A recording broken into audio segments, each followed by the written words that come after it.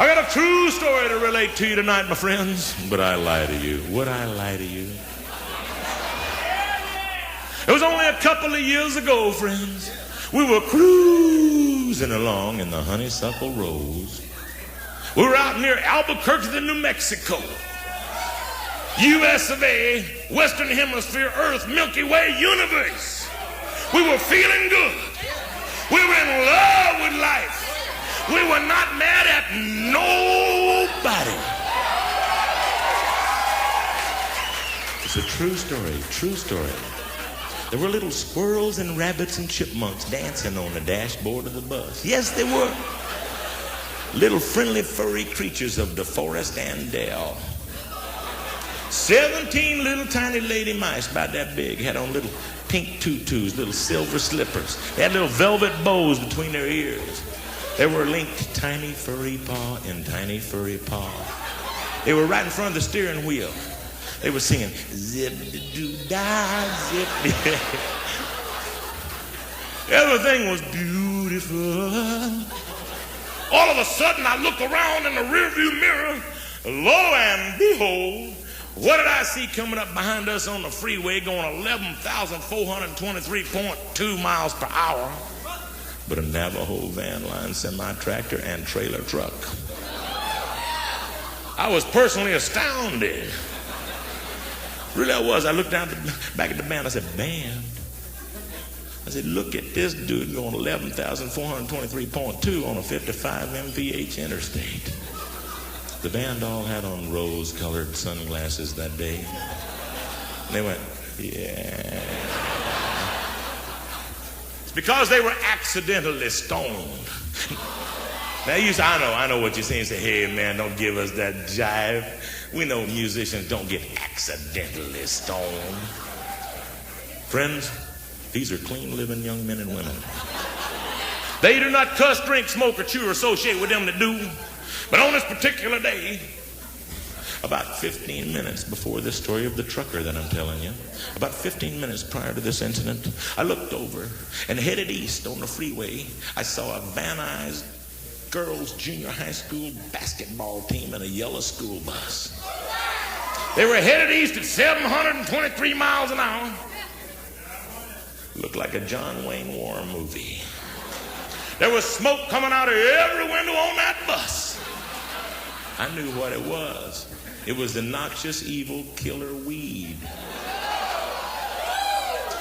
So that I would not be personally contaminated, I glommed onto myself a great big double lung full of breath of fresh air. Kind of like this. But in this condition, it was difficult to warn the rest of the band. So the smoke got in the bus and they got stoned, and that's why they were going, yeah. That was as excited as they got all day. I don't know what that truck driver in that Navajo van line semi-tractor and trailer truck had done, my friends, but he must have done something wrong. There were 23 skillion, trillion, quadrillion, quintillion, million policemen on his case. They were in jet planes, helicopters, bunch of Piper Cubs and Cessna 172s, one V-tailed Beechcraft Bonanza with 2 doctors and some girls from Vegas drinking martinis. Yes. Flying like that. Laughing a lot. Said they were looking for the Super Bowl. This was in July. There were a lot of, as you might understand, there were a lot of squad cars needed to handle all these policemen. There was an inordinate amount of, there were a whole bunch of Chrysler products. A couple of Fords and Chevys, 149 Nash Rambler with Broderick Crawford in the back seat.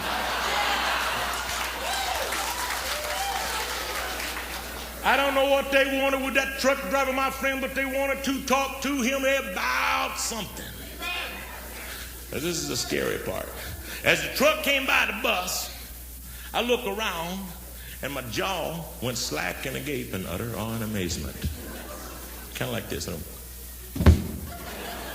When I went like that, the driver of that truck, that nefarious rapscallion, threw a plastic baggie out the right-hand window of the truck. It was about that big, plastic bag. It was about turkey basting size. Big green trash bag. Said Lawrence Livermore on the side. Now, I don't know what was in that baggie, my friends. But as it came through the window, I got a glimpse. It looked like little tiny religious wafers. You may have seen them in, just before midterm exams. They were little white pills with crosses on them.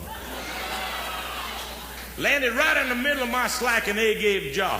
Before I knew what had happened, I had accidentally swallowed that baggie. Now, like I say, I don't know what was in it. But about 5 minutes after I swallowed it, I felt this tremulation in my nervous system. Oh, I felt good. I had all this energy.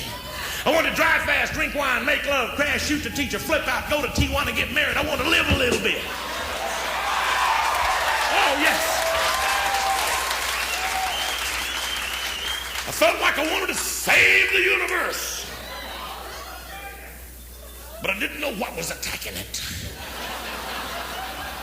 So then I felt like attacking it and saving it from myself. Shazam. In the next 22 minutes, I wrote over 181,000 songs. Unfortunately, we can't remember any of them. We'd like to do this love song. This is a song I wrote with sweet little Nicolette Larson.